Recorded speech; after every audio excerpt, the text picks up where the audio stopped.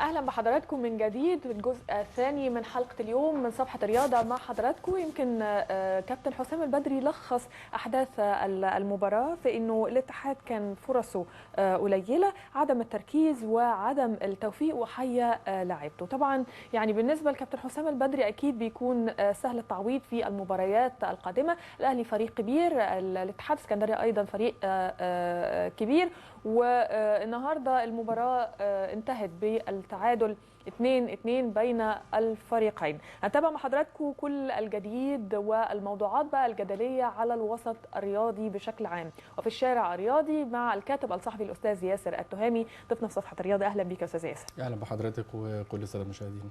اهلا بيك. وبدايه كده احنا عندنا موضوعات جدليه كبيره قوي في الوسط الرياضي من اتحاد الكره في بعض الانديه، ولكن خليني ابتدي اليوم من مباراه الاهلي والاتحاد السكندري. وازاي شفت المباراه؟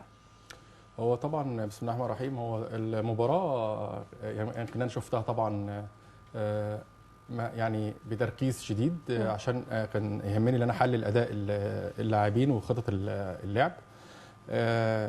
المباراه عايز اقول سيطره للاهلي في معظم فتراتها مع تامين دفاعي اللعب في وسط الملعب. عم الاتحاد السكندري الكابتن مختار عمل كثافه عدديه كبيره جدا عشان يملا وسط الملعب كخط دفاع اول، بالاضافه الى هو يلعب على مرتد. الحقيقه اتصور ان النادي الاتحاد في خطه الكابتن مختار قدر اللي هو يلعب على مفاتيح لعب النادي الاهلي. يعني ايه؟ يعني هو لما عمل كثافه عدديه في خط النص كان بيلعب بطريقه، مش عايز اقول لك اللي انا 5-3-3 مع او 4-3-3. بيعمل كثافه عدديه، بيزود حد من المهاجمين بيرجع ورا، بيعتبر زي ديفندر، فبيبقى طريقه 5 وبيلعب واحد. الطريقه الجديده اللي هي 1-4-3-1 دي طريقه دفاعيه بحته. 5-3-3 دي ساقيه ما ينفعش. لا 4-3-3 كده 11 وفي حارس مرمى. 4-3-3 لا، ما هو عايز اقول لك ان انا يعني 4-3-3 انت بتعني بكلامك انه كان في كثافه عدديه. 4-3-3 دي الطريقه اللي لعب بيها، اعتمد عليها، وكمان كان بيوصل ل5 لان كان بيلعب 4 وواحد قدامهم من خط النص وبيلعب براس حربه واحد. طبعا المشاكس خالد قمر. الحقيقه ان المباراه انا شايف اللي هي كانت سجال. الاهلي كان اكثر سيطره، حسام البدري وفرصه اكتر طبعا بكتير، لكن الاتحاد قدر من خلال اللي هو يقفل مفاتيح اللعب للنادي الاهلي، قدر اللي هو يطلع ببونت. كابتن مختار على فكره المدربين اللي بيجيدوا قراءه الملعب، يعني اللي هو غير اللي هو بيعمل كثافه عدديه، لا هو عارف امكانيات اللعيبه وعارف امكانيات النادي الاهلي وبيلعب على الامكانيات فرقته، حافظها كويس، وبيلعب على امكانيات الفريق المنافس. مختار من المدربين اللي انا اعتقد ان من احسن المدربين في مصر قراءه للملعب. لان يمكن انا بس عايزه اعلق على الماتيريال اللي معانا. اجاي النهارده كان مزعج جدا. اجاي لا ده انا بقول مستقبل، يعني انا بقول اللي هو من اللعيبه الحقيقه. اجاي انا في الاول كنت متخوف منه جدا، اللي هو لعيب عادي، لعيب لانه كان عايز يلعب كمان في بعد التدريبات وعايز يلعب اساسي، وطبعا انت عارفه جايب مبلغ كبير. اجاي اثبت وجوده. انا اتصور ان اجاي الفتره القادمه هيبقى مكسب. مش عايز اقول لك فلافيلو ولا فلافيو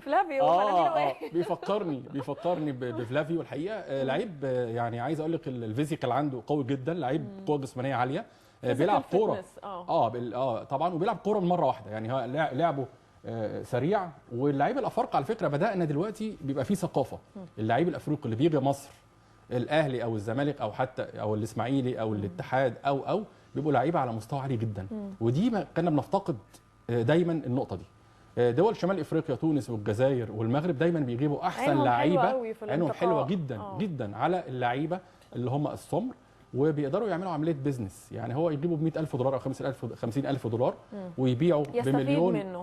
طبعا زي بس بيبقى اللاعب اداله برده في الملعب، هو بيستفيد بيه سنه او سنتين، وعايز اقول بيلمعوا بيصنفروا. بس عمل كده في ايفونا، عمل في ايفونا، بس جايبه منين؟ يعني جايبه من الوداد المغربي بكام؟ جايبه ب1,700,000 ووصل ل2.5 مليون. باعه بكام؟ ب6.5 مليون، كسب $4 مليون. لكن مين اللي جايبه؟ الوداد المغربي جايبه بكام؟ ب5 صاغ مثلا. يعني الوداد المغربي جايبه ب$20,000. فيعني برضه بيزنس عالي. اتصور المباراه كانت ممتعه. على فترات كده بيكون معايا في الصوره كابتن ابراهيم نور الدين، وانا اشدت في الانترو مع الساده المشاهدين في حلقه اليوم باداء كابتن ابراهيم نور الدين في المباراه دي، وان هو لم يكترث لما قيل قبل المباراة، وانه كان في بعض الحمل عليه، انه زي ما يكون في طرح كده انه ابراهيم نور الدين يعني بيتم تعيينه في مباريات الاهلي، ودي المباراة كذا اللي يحكمها، يعني كلام من هذا القبيل بشأنه ان هو يعمل نوع من انواع الضغط على حكم المباراة. لكن ابراهيم نور الدين لكفاءته طبعا ولثقته بنفسه لم يتأثر، واحتسب ركلتين جزاء رغم هذه الضغوط النفسية عليه قبل المباراة. احنا بنحييه عليها، وعايز اخد رأيك في أدائه النهارده. انت قلت كل حاجه. قول تاني. اديني فرصه. اديني فرصه بقى. فرصتك معاك. طيب تمام. يعني الحقيقه كابتن ابراهيم نور الدين من الحكام الواعدين الصاعدين، وحكم دولي طبعا. انا بيعجبني اداؤه في الملعب. يعني هو بيذكرني كده او بيفكرني بجمال الغندور. عارفه اللعيب، عارفه كابتن عصام فتاح، ثقه. عارفه الحكم لما يكون كده كاريزما. كاريزما وقوي ويروح توت على طول فاول جنب اللعيب، يبص كده يلاقيه جنبه. فدي بتبقى حتى اللعيب ما بيقدرش يعترض. يعني انا شايف متمركز وواقف جنب الكوره وطالما بيتابع وطالما بيجري صح مع الكوره وبيتابع صح، زي الحكام في الدوري، زي الدوري الاسباني والايطالي.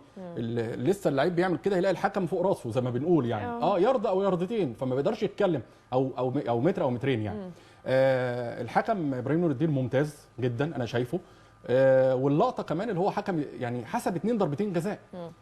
حكم تاني لو مهزوز بقى، اللي احنا بنتكلم بقى التراست، لو هو ما عندوش ثقه، لما ما عندوش ثقه في نفسه وهو ما عندوش امانه كمان، كان ممكن يحسب الاولاني بقى هي كونفيدنس. ايوه بالظبط كده، بالظبط. يعني انا عايز اقول ان هو لو ما عندوش كمان امانه، يعني هي مش ثقه بس، هو لو ما عندوش امانه كان الكره الثانيه كان عامل نفسه مش واخد باله وخلاص. لكن هو صمم، اللي هو بعد ما حسب الضربه الاولى حسب الثانيه، وهو عادي جدا جدا جدا.